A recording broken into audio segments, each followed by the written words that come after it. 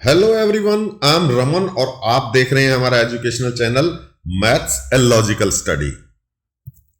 हमारे इस चैनल पर हम मैथमेटिक्स का क्लास 9th और 10th का टोटल सिलेबस कवर करते हैं और उसी में आज हम स्टार्ट करने जा रहे हैं चैप्टर नंबर 10 हेरोन्स फार्मूला।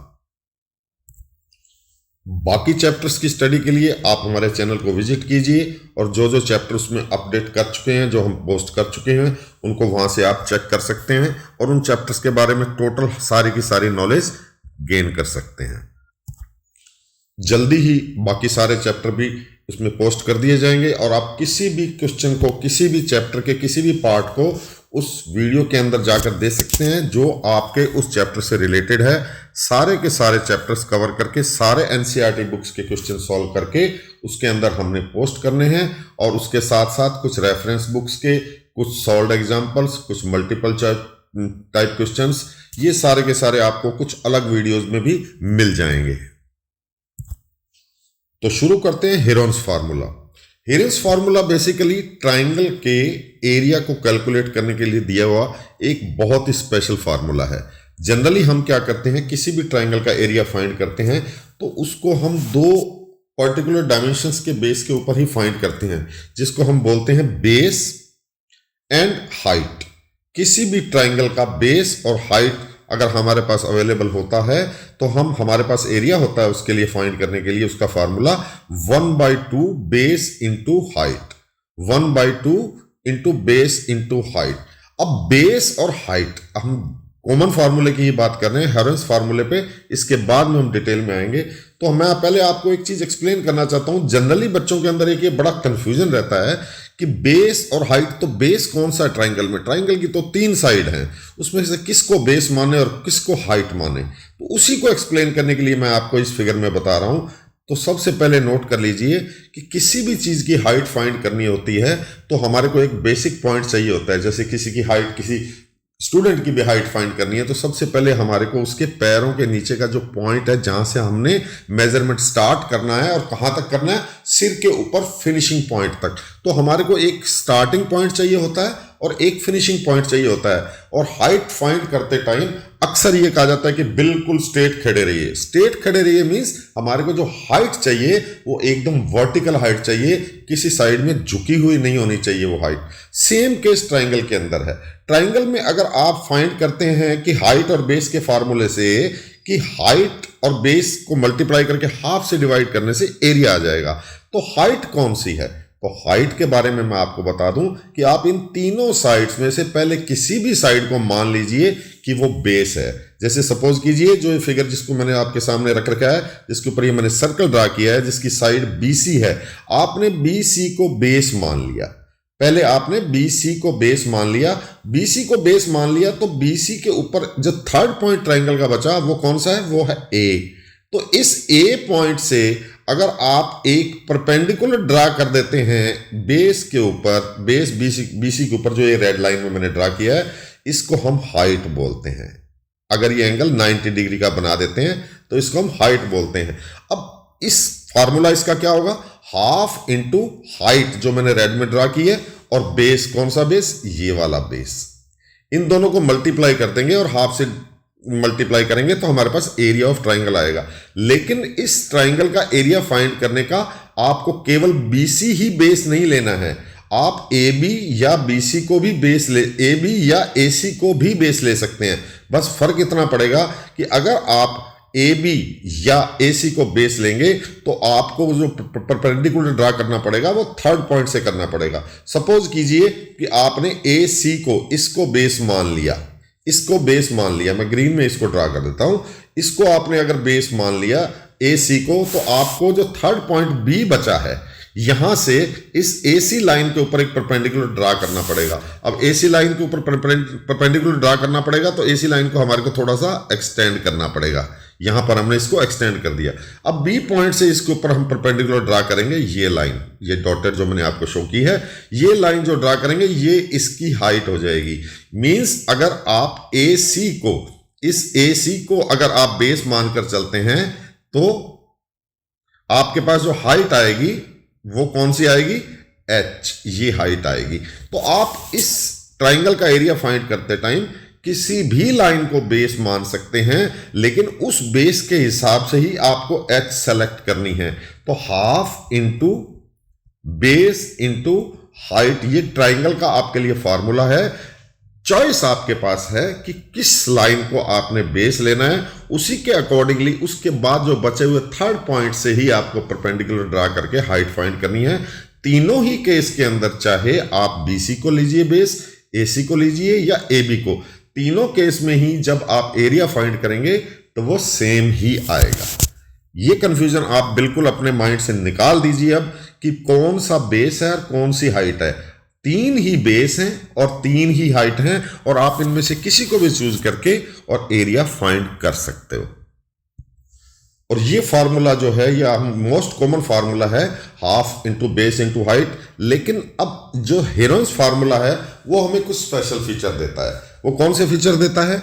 वो ये कहता है हेरोन फार्मूला कि अगर आपके पास ट्राइंगल्स की साइड, बेस साइड या कोई भी एक साइड और साथ में उसके हाइट नहीं गिवन है, आपको तीनों साइड्स ही गिवन है, एक ट्राइंगल की तीन साइड्स हैं, तीनों की तीनों आपको गिवन है, तब उसका एरिया कैसे फाइंड करेंगे जब आपके पास हाइट मेंशन ही नहीं की गई है। तो उसके लिए बहुत ही प्यारा फार्मूला है हेरोन्स फार्मूला, जिसके अंदर हम डील करते हैं इसके पेरीमीटर से। पेरीमीटर मींस तीनों साइड्स की लेंथ का सम, दैट इज कॉल्ड पेरीमीटर। तीनों का सम जो होता है उसको हम बोलते हैं पेरीमीटर, और एस को बोलते हैं हम सेमी पेरीमीटर्स। मींस तीनों साइड को अगर हम ऐड कर दें A + B + C, तो इन तीनों को उसके बाद ऐड करने के बाद अगर हम 2 से डिवाइड कर देते हैं तो उसको हम बोलते हैं सेमी पेरीमीटर। तो सेमी पेरीमीटर निकालने के बाद और तीनों साइड्स क्योंकि हमें गिवन है, तो हमारा हेरोन्स फार्मूला क्या कहता है कि area A is equal to square root of S multiplied by S minus A multiplied by S minus B multiplied by S minus C whole square root. ये है हमारा हेरोन्स फार्मूला। तो इस Heron फार्मूले से आपके पास अगर तीन साइड्स गिवन हैं A, B और C, तो इन तीनों से आप इस फार्मूले में वैल्यू पुट करके एक ट्राइंगल का एरिया डायरेक्ट फाइंड कर सकते हैं, जिसके अंदर आपको हाइट गिवन नहीं है या हाइट फाइंड करने का कोई ऑप्शन आपके पास नहीं है। हेरोन्स फार्मूला वहीं यूज किया जाता है जहां पर बेस और हाइट दोनों चीज गिवन नहीं हो, केवल तीनों साइड्स ही गिवन हो। अब वो तीन साइड्स आपको डायरेक्ट भी मेंशन की जा सकती हैं या इनडायरेक्ट भी मेंशन की जा सकती हैं। तो पेरीमीटर के लिए अगर हम आगे एक एग्जांपल लूं मैं आपके सामने, तो पेरीमीटर एक क्वेश्चन का ये आपके सामने, जैसे मैंने आपको एक मेंशन किया है सामने फिगर के अंदर, तो इसको चेक कीजिए। एक साइड कितनी है 40 मीटर, दूसरी कितनी है 24 metre, third side is 32 metre. तो इन तीनों का सम करते हैं तो हम इसको बोलते हैं पेरीमीटर, और सम करने के बाद उसको 2 से डिवाइड कर देते हैं तो उसको बोलते हैं सेमी पेरीमीटर, S से डिनोट करते हैं। और इसी तरीके से इस चैप्टर के अंदर जितने भी क्वेश्चन होंगे वो सारे के सारे आपके S स्मॉल या हाफ पेरीमीटर जिसको बोलते हैं उसी से आप फाइंड कर सकते हैं। तो अब हम इस चैप्टर के कुछ क्वेश्चन सॉल्व करेंगे। इस चैप्टर के अंदर जो क्वेश्चन है उन सबको यहां पर सॉल्व करके आपको समझाएंगे कि ये फार्मूला किस तरीके से यूज होता है, और आप इसको केवल एक फार्मूले के बेस के ऊपर इस चैप्टर के सारे क्वेश्चन किस तरीके से सॉल्व कर सकते हैं। बस आपको ध्यान रखना है कि क्वेश्चन की लैंग्वेज क्या है, उस लैंग्वेज को अपने माइंड के अंदर एकदम सेट करना है, उसी से आप फिगर ड्रा करेंगे, उसी से आप इस क्वेश्चन को सॉल्व कर पाएंगे। तो फर्स्ट क्वेश्चन पर आते हैं। A traffic signal board indicating school ahead is an equilateral triangle with a side small a. Find the area of the signal board using Heron's formula. If the perimeter is 180 centimeter, what will be the area of the signal board? Given क्या है आपको, जो board है वो किस form के अंदर है, equilateral triangle. Equilateral triangle means all the three sides are same, और बता रखा है कि एक साइड का नाम क्या दिया है A। तो आपके पास ये इक्विलेटरल ट्राइंगल है, इसकी ईच साइड कितनी है A। ईच साइड A है तो उसका सेमी पेरीमीटर फाइंड करने का वही फार्मूला कि तीनों साइड्स को ऐड कीजिए, 2 से डिवाइड कीजिए, यू विल गेट 3/2a। ये क्या आ गया आपके पास, सेमी पेरीमीटर। सेमी पेरीमीटर के बाद में हेरोन्स फार्मूला अप्लाई कीजिए। उस फार्मूले से S minus A, S minus B, S minus C तीनों की वैल्यू पुट कीजिए, तो आपके पास एरिया कितना आ जाएगा, √3/4 a². √3/4 a² is the total area of this equilateral triangle whose each side is a.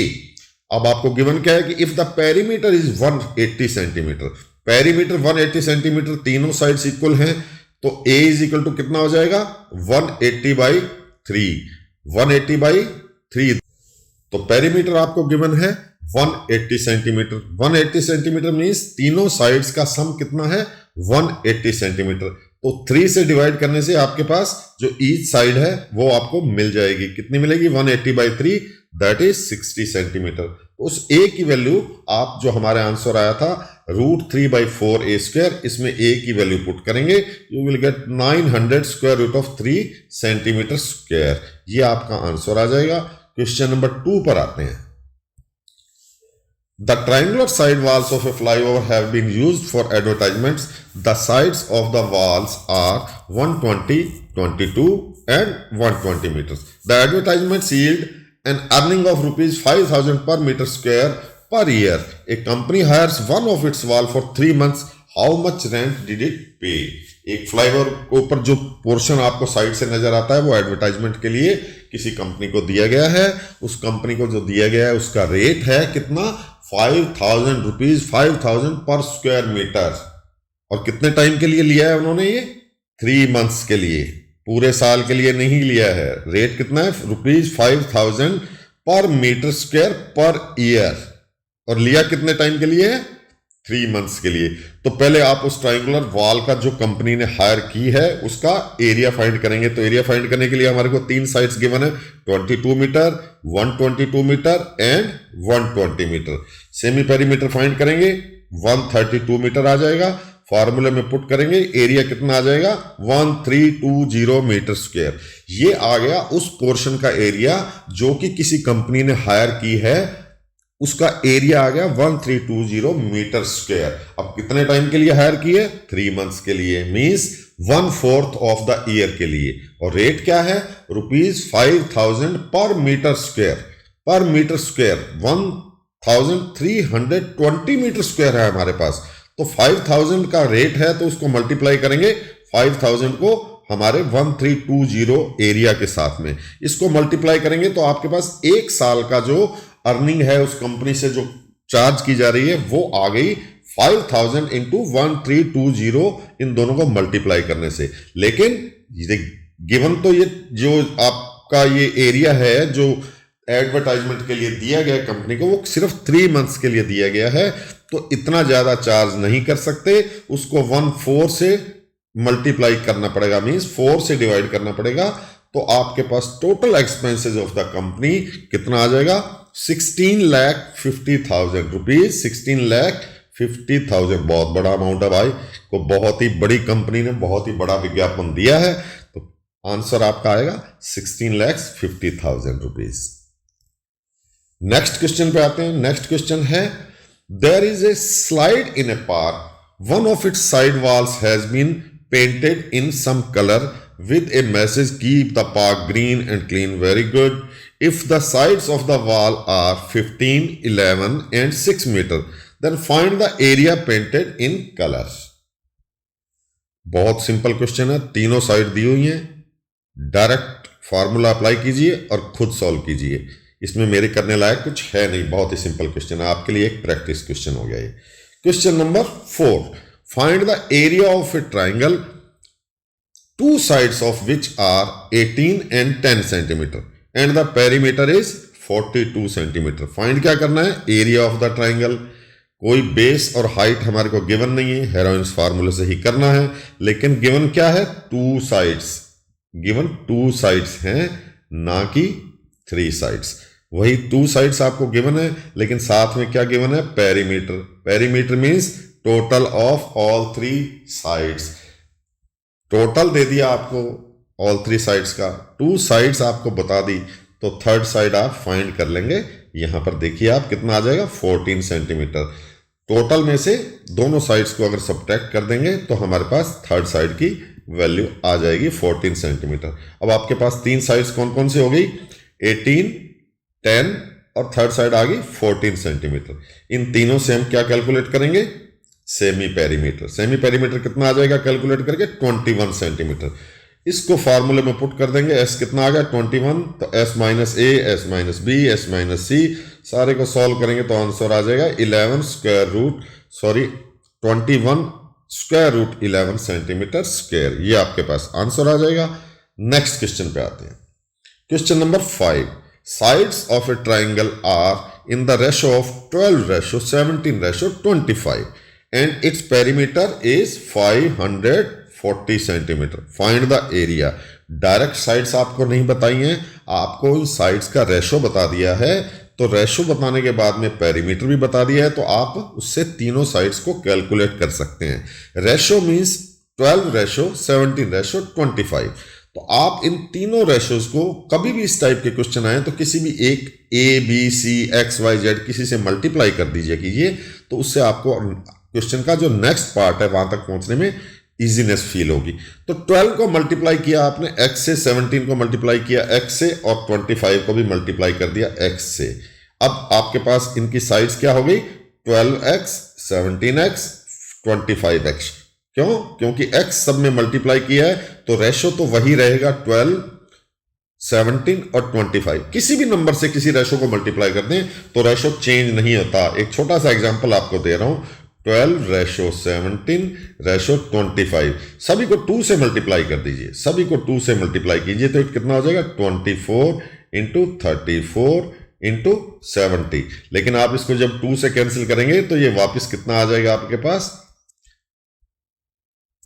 Sorry ये 70 कर दिया यहां पर गलती से, एक सेकंड इसको करेक्ट करते हैं।